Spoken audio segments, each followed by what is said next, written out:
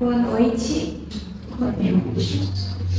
Eu vou ler um textinho de Emmanuel, do livro O Caminho Certo, psicografado por Chico Xavier. O nome do texto se chama Mais Sempre.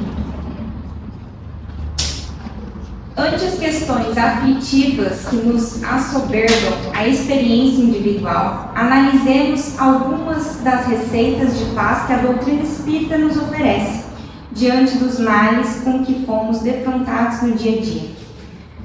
Entraves para entendimento com o próximo, apliquemos sempre mais a caridade de observar com mais profundeza e compreensão as dificuldades dos outros.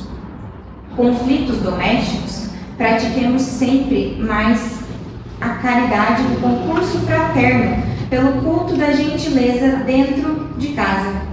Ofensa e ingratidão, atendamos sempre mais a caridade da desculpa incondicional, dissipando a névoa do erro com a bênção da tolerância.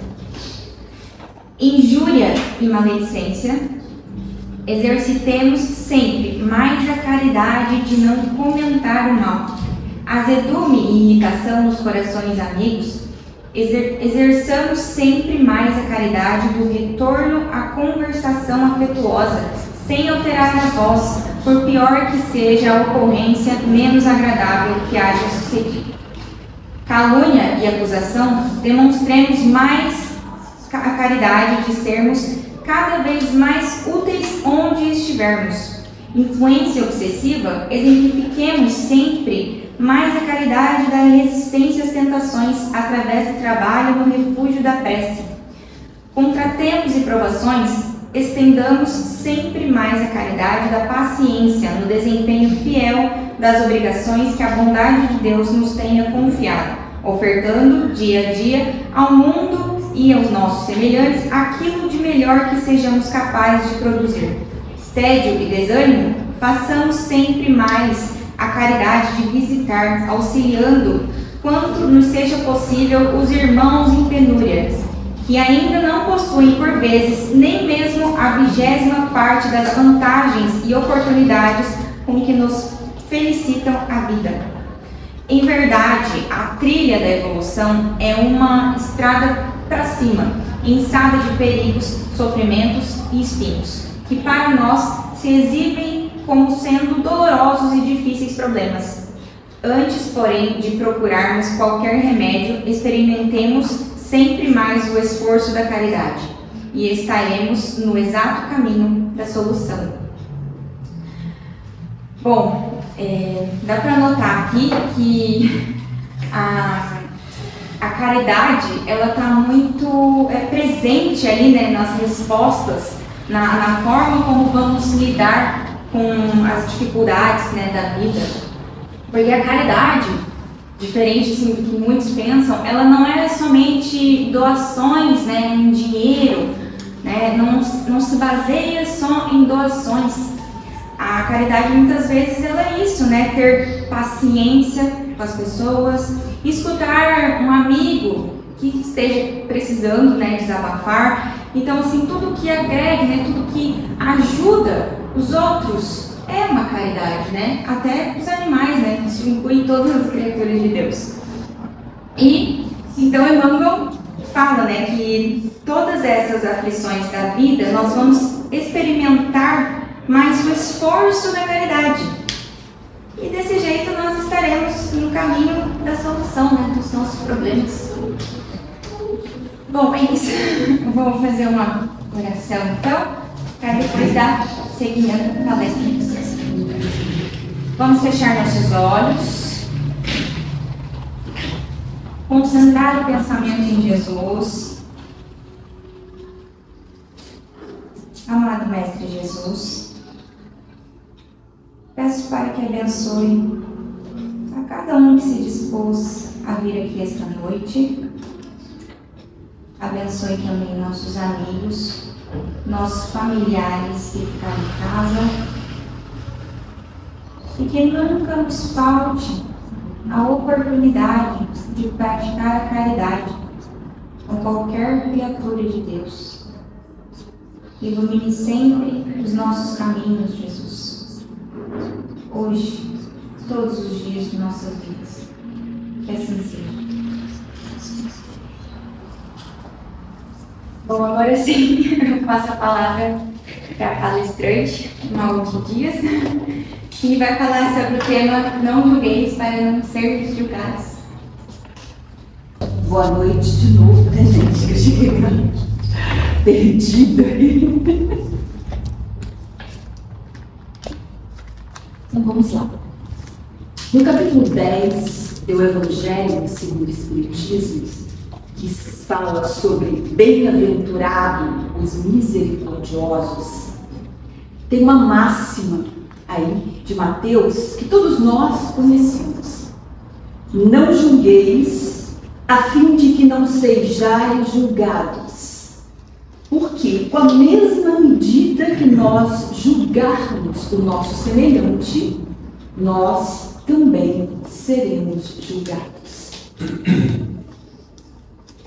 Então, eu gosto muito, quando eu vou preparar uma palestra, alguma coisa, de pegar a etimologia, ou seja, o significado de cada palavra principal daquele tema.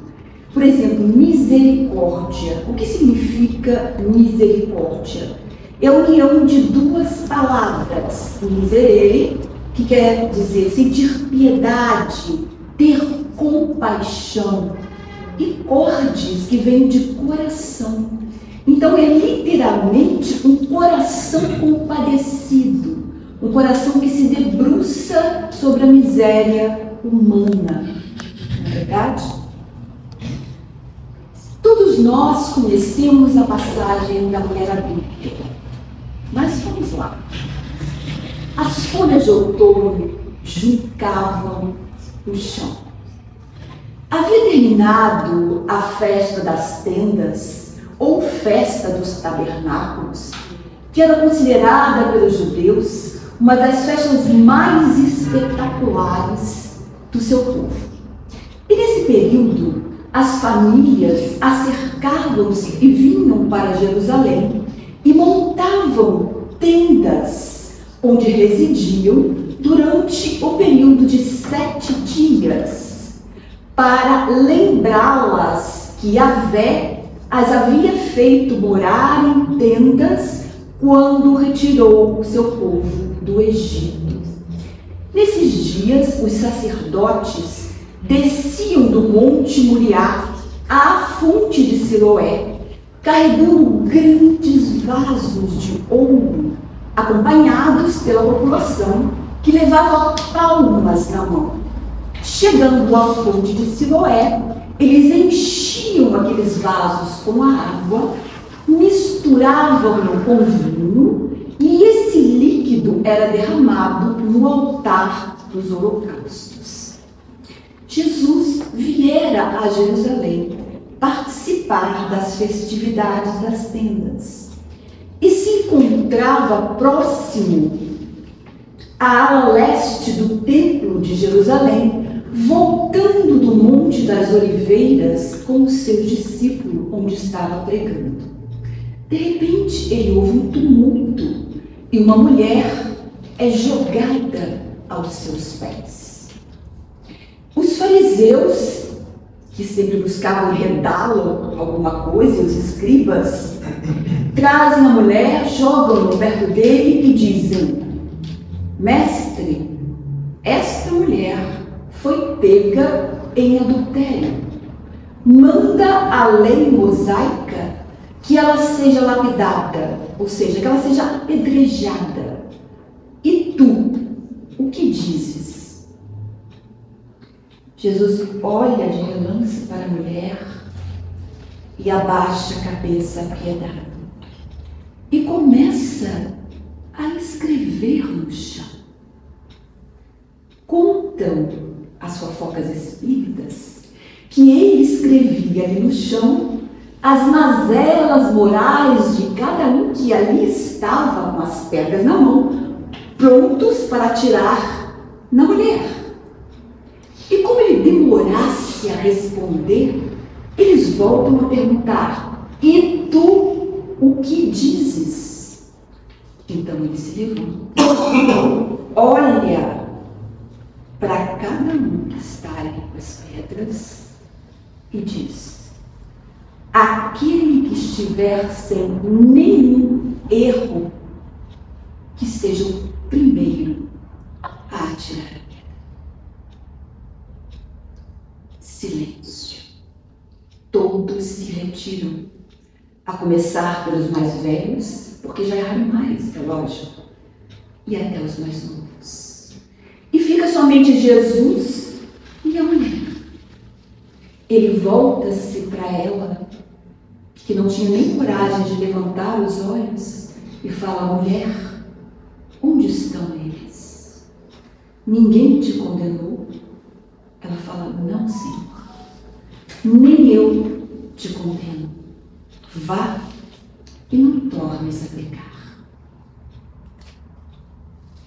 Na questão 903 de O Livro dos Espíritos, Kardec faz a seguinte questão: incorre em culpa aquela pessoa que estuda, olha o termo que Kardec botou, a pessoa que estuda os defeitos alheios?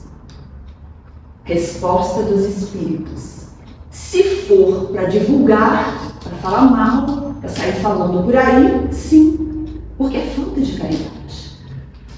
Não se deve esquecer que a indulgência para os defeitos dos nossos semelhantes é uma das virtudes da caridade. Então, antes de censurar o outro, vamos buscar a nós mesmos, se nós também não temos algo para nos corrigir, nos censurar. Por quê? Na questão 866, qual é o sentido de caridade para Jesus? Não para nós. O nosso sentido de caridade é muito restrito, mas como Jesus via a caridade? O que significa para Jesus caridade? É o famoso BIP, para a gente sempre se lembrar, né? Benevolência, indulgência e perdão. Então, toda vez que a gente tiver um conceito errôneo sobre alguma pessoa, ou for levantar a voz, levantar o dedo, acusar, vamos lembrar do BIP, né? Opa, BIP!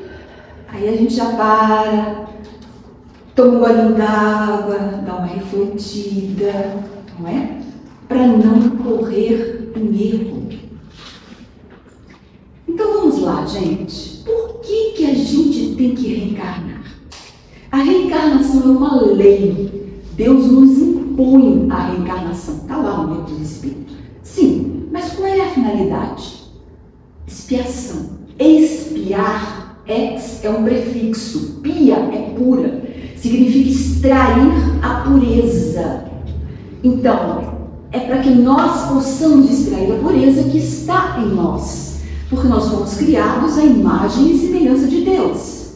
Ou seja, trazemos em nós na consciência as leis divinas como bússola e trazemos em germe dentro de nós todas as virtudes necessárias para chegarmos a um espírito puro, um espírito crístico, como Jesus o é. Então, nós temos que reencarnar sucessivas vezes para irmos burilando. Por isso existe também o progresso da humanidade, as outras leis, lei do trabalho, do CESAD, lei de adoração, todas as leis. Então, como é que se faz a evolução? Como é que a gente aprende, gente? A gente aprende de primeira? Já acertei logo, vou fazer uma coisa que eu nunca fiz, acertei. Meio difícil, né? Pode ser que sim, mas é meio difícil. Então nós aprendemos por tentativas. É erro e acerto. Tem hora que a gente acerta, que maravilha. Guardei aquele ensinamento, acertei, ótimo. Errei. Puxa, eu tentei acertar, mas eu errei. Né? E aí, o que eu faço?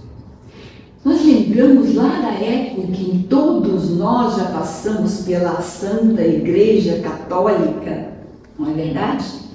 Do famoso pecado. O que significa pecado?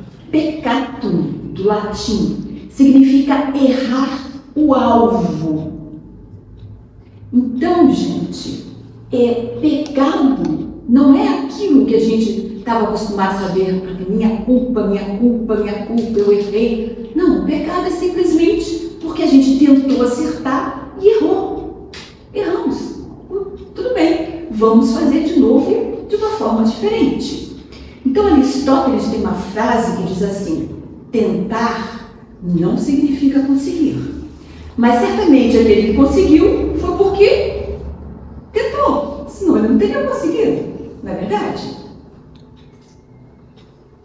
Então nós temos sempre o nosso livre-arbítrio. Nós temos a capacidade de escolha.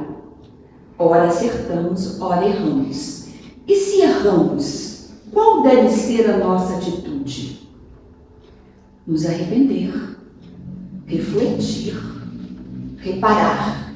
Os 3 movimentos que são necessários para tirar uma falta da nossa consciência no céu e inferno: expiação, não é? Arrependimento, expiação e reparação. Então a gente reflete sobre aquele erro, tira o ensinamento, se for possível reparar, que é uma coisa proativa, você fazer o bem onde você fez o mal, reparemos. Mas para isso, gente, nós temos que ter a coragem de abrir mão de quê? De uma das coisas que são as principais chagas da humanidade, o orgulho. Olha lá a gente ali, ó. Tá aqui, Deus está aqui, ó. Solta, meu filho, solta, vem aqui. Olha lá, eu solto. Olha lá, olha o saquinho lá pesando. Estou caindo no abismo, mas não solto do pedestal. Então, a gente tem que abrir mão do orgulho, da vaidade. Tem que humildar-nos. E o que é humildade? Humildade, né, significa reconhecer as nossas, vamos dizer assim, incapacidades ainda. É isso. E reconhecer que todos nós temos incapacidades. Ninguém que está aqui é um espírito perfeito. Somos todos espíritos impuros num planeta de provas e expiações. Então, abrir mão dessa tola vaidade, né, e pedir perdão, reparar, seguir o caminho. Mas se eu não faço isso, o que acontece? Se eu não reconheço o meu erro, se eu não vou lá e não me arrependo, não peço perdão para a pessoa, o que eu vou guardar dentro de mim? Um movimento muito ruim para nós é a culpa. E a culpa, ela vai ciclar dentro da nossa consciência, não a nível consciente, mas a nível subconsciente, em 3 movimentos muito ruins, que é a autocondenação, a autopunição. Nós nos julgamos, nós nos condenamos e nós nos punimos. Aí vem aquela minha culpa, minha máxima culpa. E quem tem culpa no cartório tem a consciência em paz? De jeito nenhum. Não conseguimos ficar em paz. E essa culpa vai gerar dentro de nós sofrimento. Porque a gente não é merecedor do que Deus está nos dando. Não somos merecedores das bênçãos divinas. Não somos merecedores da felicidade que aparece pra gente. Por quê? Porque eu sou culpado. Eu tenho que espiar. Eu tenho que sofrer. Igual aqueles monges que se enclausuravam nos mosteiros e usavam o silício, vocês lembram? Para se bater, né? Porque eles eram culpados. Então eles se batiam porque eles tinham que sofrer para expurgar o pecado, para expurgar a culpa. E é assim que a nossa consciência funciona. Ela fica rodando esse movimento dentro de nós. E que é altamente deletério para o espírito. As vibrações que traz são muito ruins. E essas vibrações vão parar aonde? Via perispírito, no corpo físico. E nós vamos adoecer, com certeza. Então, gente, é aquilo que eu falei. A culpa culpa, ela faz esse movimento. Eu me julgo, eu me condeno, eu me puno. Eu não mereço ser feliz. E qual a maneira de sair disso? Só tem um: perdão. A começar por mim mesmo, o auto-perdão. Porque ninguém pode dar daquele que não tem. Então, se eu me julgo, me condeno, me puno, e eu não reflito sobre isso, refazendo os meus passos, não busco me conhecer, não busco me autoaceitar, me auto-perdoar, me auto-acolher, me auto-amar, não vai dar coisa boa. Não é verdade? Se eu não faço isso, como é que eu vou perdoar o meu irmão? Se eu não consigo perdoar nem a mim mesmo, será que eu consigo?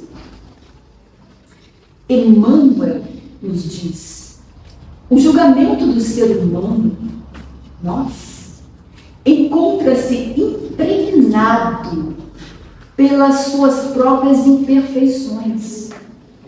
Essas que nos mantêm cativo a um planeta de provas e expiações, por reverberarmos ainda no mal, retornando tantas e tantas vezes à carne, através da vingança. Então, aquele mal, ele reverbera dentro de mim, e fica reverberando dentro de mim, enquanto eu não olho para mim mesmo, enquanto eu não adentro o meu íntimo. É a tal da reforma íntima, é a tal do autoconhecimento. Porque o nosso pior inimigo, gente, não está fora da gente, não, está dentro da gente. Somos nós mesmos. As sombras que trazemos dentro de nós e que não conhecemos e que nos dirigem de ordinário. E reparar. O que é reparar? É consertar alguma coisa que não ficou correta. Então, eu vou fazer um bem aonde eu fiz um mal. Simples assim. Não é? Então, a reparação é crescer no amor, gente. A maior vitória sobre nós mesmos é amarmos como a nós mesmos, porque aí nós estaremos amando ao semelhante, e amando a nós e ao semelhante, nós estaremos amando a Deus, porque Deus está em todo lugar. Então estamos todos aqui, sem exceção, para aprender a amar. Nós não sabemos amar. Nós somos muito condicionados às nossas ilusões, aos nossos sonhos, às nossas imperfeições, né? Então, reconhecer não a culpa, mas a responsabilidade. Sim, eu sou responsável pelos meus atos, pelo que eu penso, pelo que eu faço, pelo que eu sinto, pelo que eu digo. Sim, eu sou responsável. Agora, culpa, não. Eu sou um aprendiz. Eu estou aprendendo. Então, eu me responsabilizo. Eu reparo, eu expio, mas eu não me culpo. Então, desgante, perdoar é o valor dos corajosos. Eu preciso ter coragem para pedir perdão, deixar o meu orgulho de lado, minha vaidade sair do salto. Só aqueles que são muito fortes para perdoar uma ofensa sabem realmente amar. Que perdoar, gente, é amar. Perdoar. Per é um prefixo, quer dizer mais ainda, é você doar ainda mais de si, é você abrir o coração para deixar o outro lugar. Isso é o perdão. Jesus já nos advertia sobre isso. Em Mateus 5, 25 e 26, ele fala: concilia-te depressa com o teu adversário, enquanto ainda estás a caminho com ele, para que esse adversário não te entregue ao juiz, o juiz não te entregue ao oficial e este te coloque na prisão. Em verdade eu vos digo que de lá não saireis, enquanto não tiveres pago. o último ceitil. Agora vamos decifrar essa parábola de Jesus. Concilia-te depressa. O que Jesus significa? O que ele quis dizer com esse depressa? É aqui e agora, gente. É aqui, onde nós estamos no hoje. Porque se a gente deixar lá para cima, vai ser mais difícil. A gente vai ter, às vezes, arrumado algumas brigas aqui embaixo, algumas pessoas que não gostam muito da gente e vão lá para cima, vão virar obsessores, vai ficar aquela rixa. Então tem que ser aqui, agora. Com o teu adversário, podemos dizer aqui que tem duas interpretações. O meu maior adversário, como nós já comentamos, sou eu mesmo, o adversário de mim, as minhas sombras. Mas também tem aquele outro ao qual eu feri e que se considera meu adversário. Então podemos ter essa dupla interpretação. Enquanto nós estamos aqui, vamos fazer as pazes enquanto a gente está aqui, gente. Vamos usar de indulgência, benevolência, perdão. Para quê? Para que ele não nos entregue ao juiz quem é nosso juiz, gente. Quando nós desencarnarmos, São Pedro vai estar sentado lá na porta, esperando para a gente com o livrinho. Você, né? Você fez isso, aquilo, está anotado aqui. É isso que vai acontecer? Para quem a gente vai prestar conta? Para a nossa própria consciência, que é onde estão as leis, não é? Então a nossa consciência é o nosso juiz.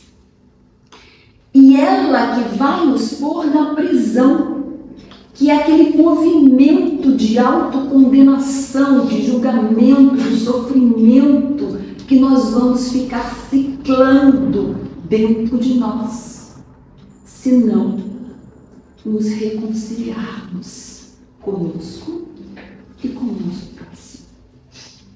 E digo que de lá não sairás, até ter pago o último ceitil. Que ceitil é esse que nos tira desse movimento? É a humildade.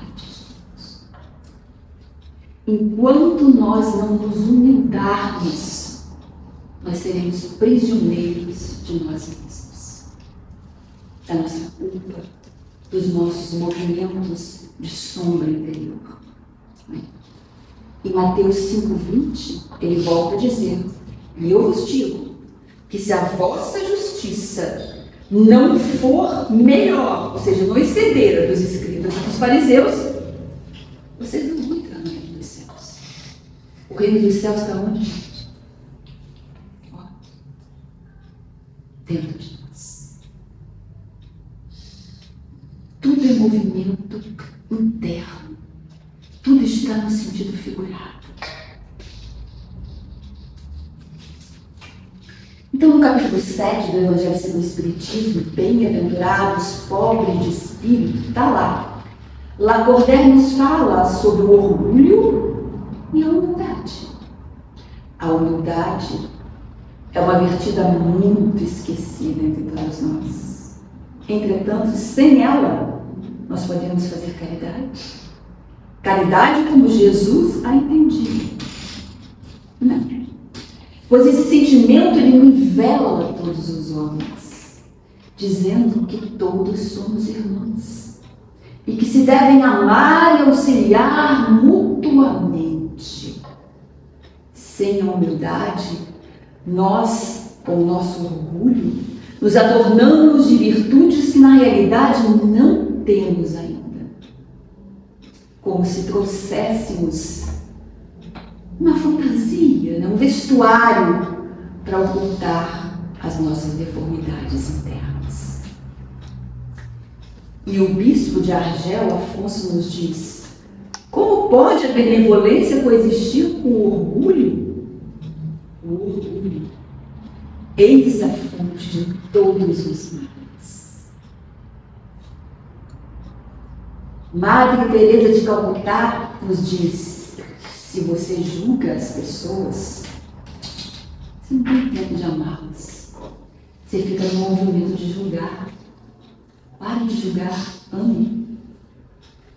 E Paulo de Tarso nos diz uma frase muito interessante. Examinemos tudo. Aconteceu alguma coisa errada? A pessoa nos agrediu, nos feriu, nos causou algum dano a mim, ao meu filho, ou quem quer que seja. Examinemos tudo. Mas vamos reter apenas o bem. O resto deixamos ir.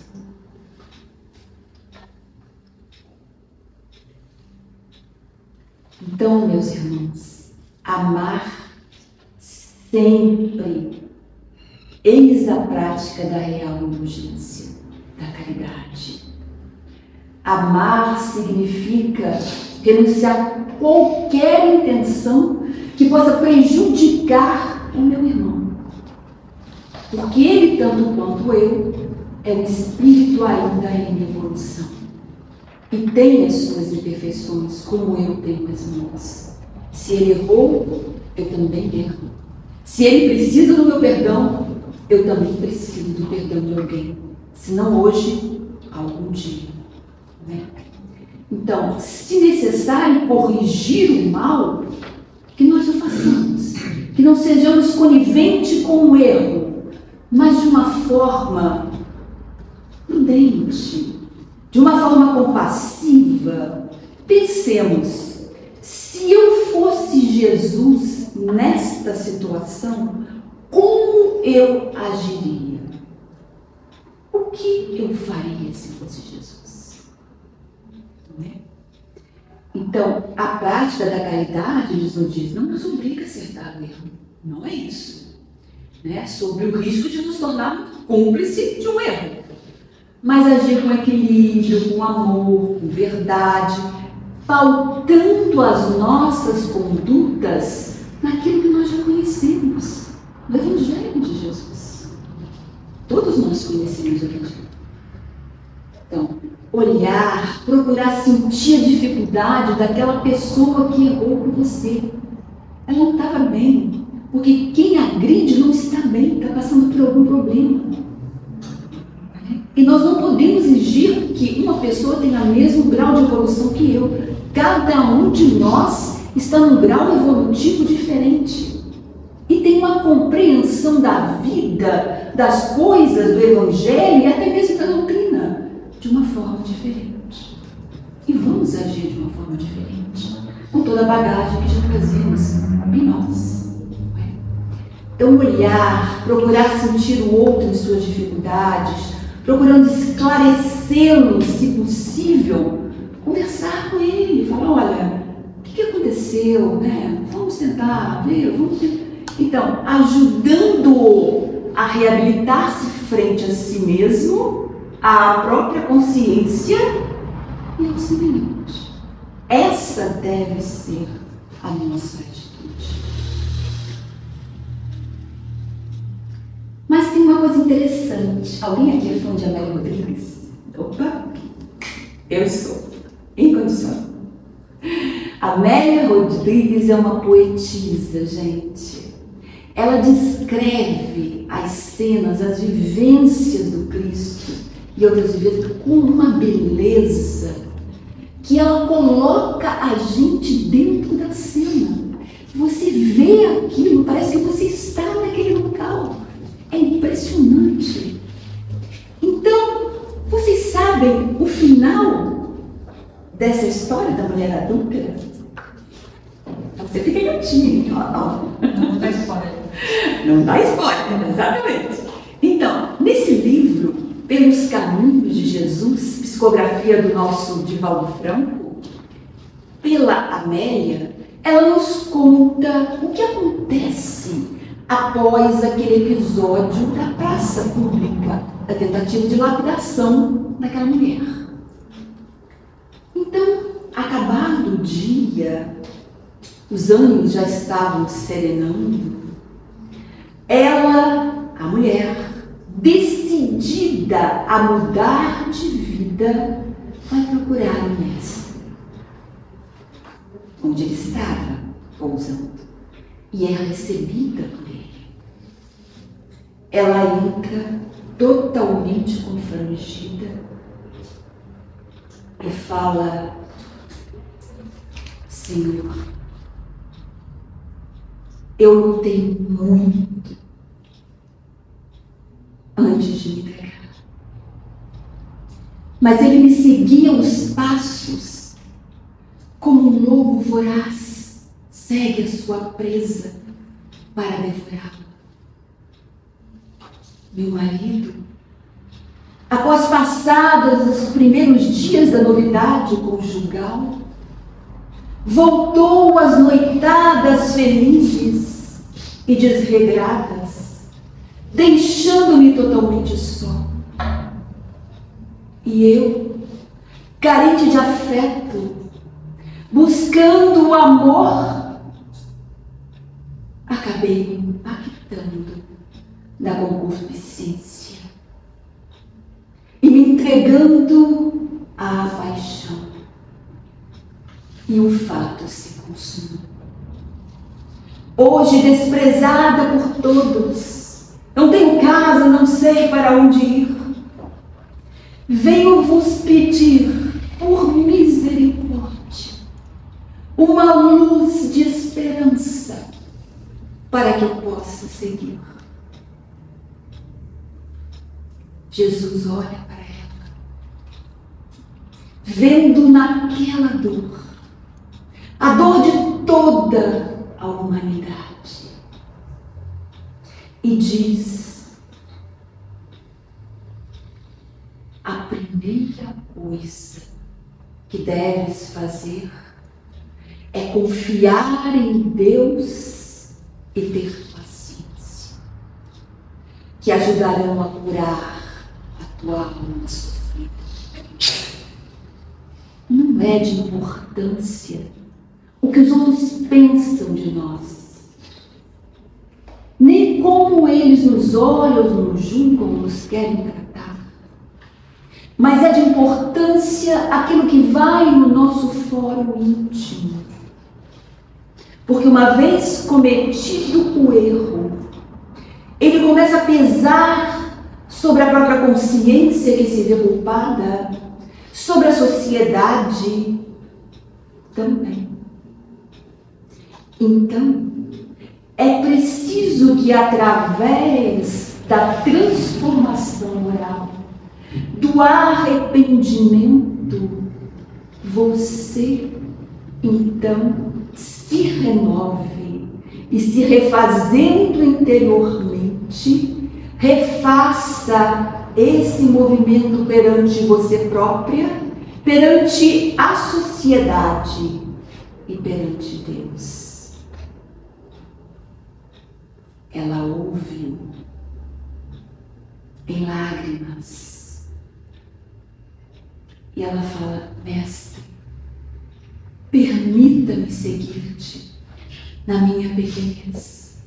Quero ir onde tu fores. Ele fala: vai, meu filho, não chores mais.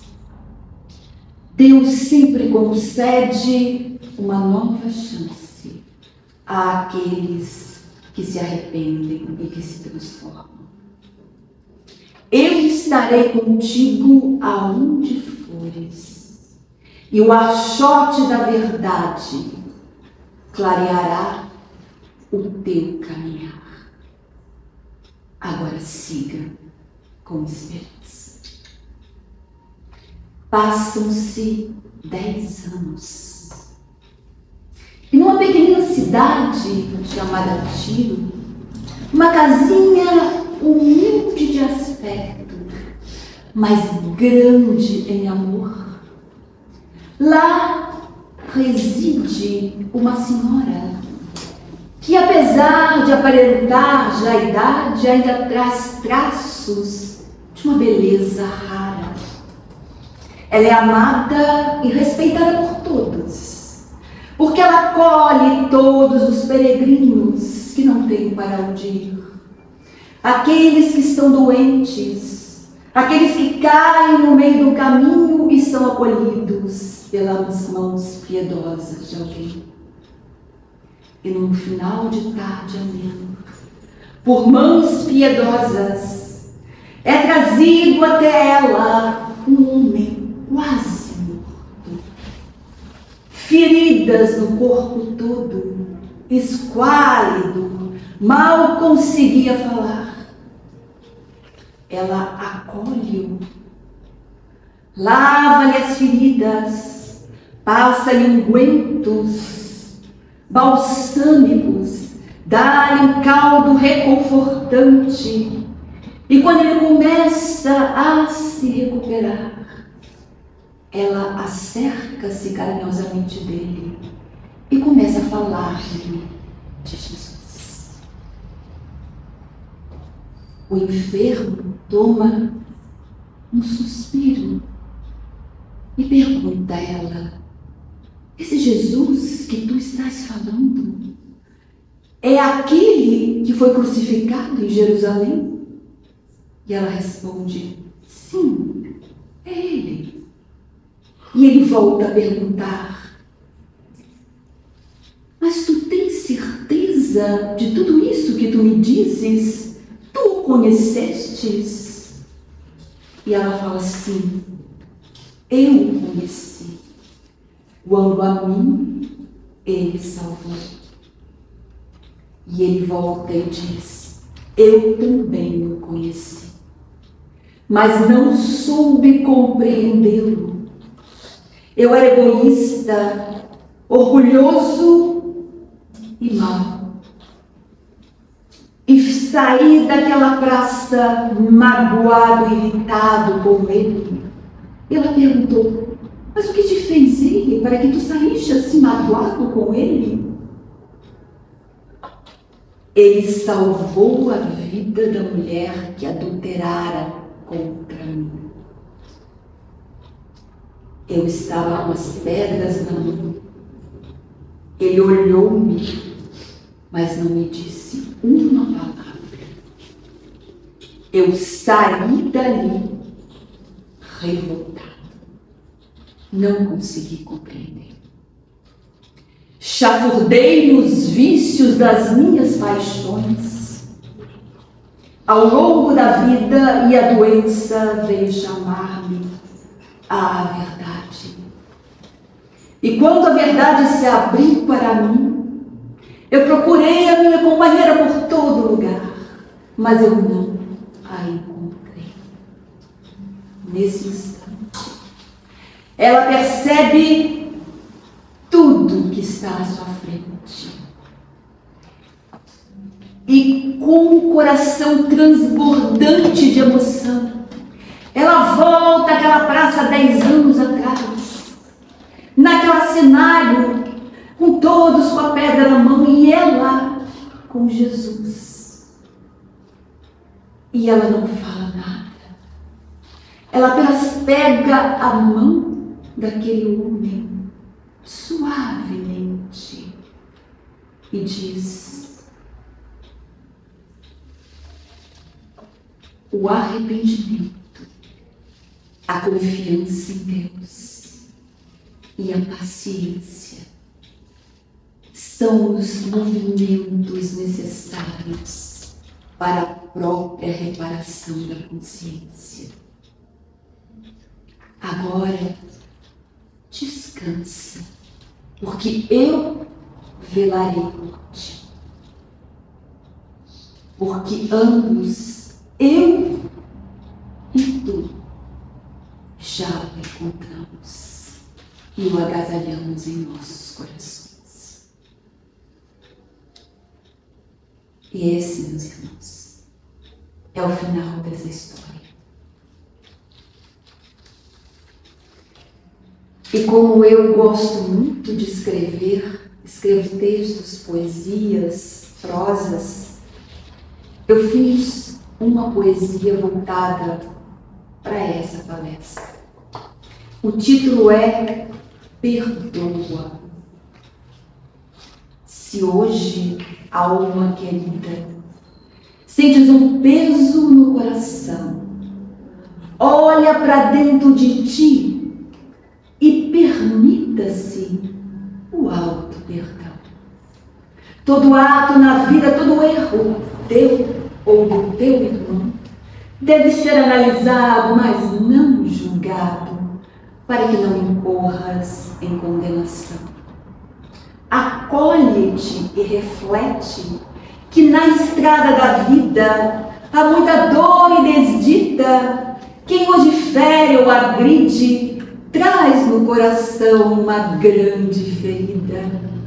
Seja humilde e siga na estrada da renovação. Solte o peso da vaidade, do orgulho e caminha com nova motivação, colocando o Evangelho em palavras e atitudes, iluminando a noite dos que andam em solidão. Trazemos em nós ainda sombras e percalços a vencer na caminhada e evolução. Por isso, ninguém em sã consciência deve acusar o seu irmão. Se hoje estás a julgar, amanhã, quem sabe, sejas tu a necessitar de compaixão.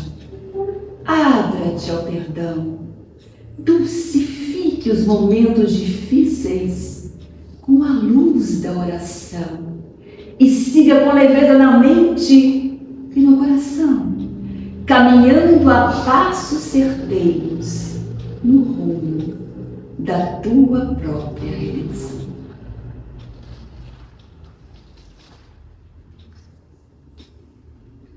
Então, meus irmãos, vamos aproveitar esse momento de reflexão e fazer a nossa prece final.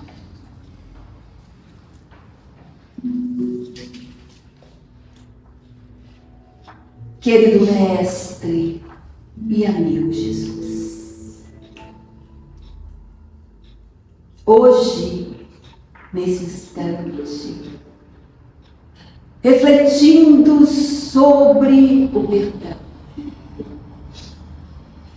pedimos-te de coração, ajuda-nos a reconhecer em nós não o algoz, mas aquele que concede e que ama, que liberta, que abre o coração.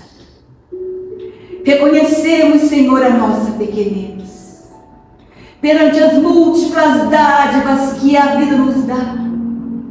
Ajuda-nos por misericórdia a contigo caminhar. Dá-nos a tua luz, dulcifica os nossos momentos de dor, ajudando-nos a compreender que ainda precisamos de amor.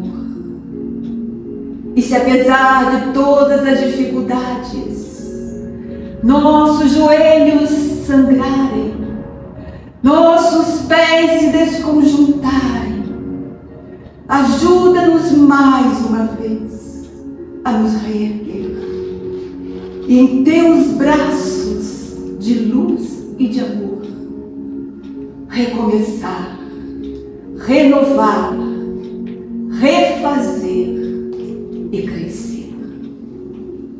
Abençoe os nossos lares, cadinhos de redenção.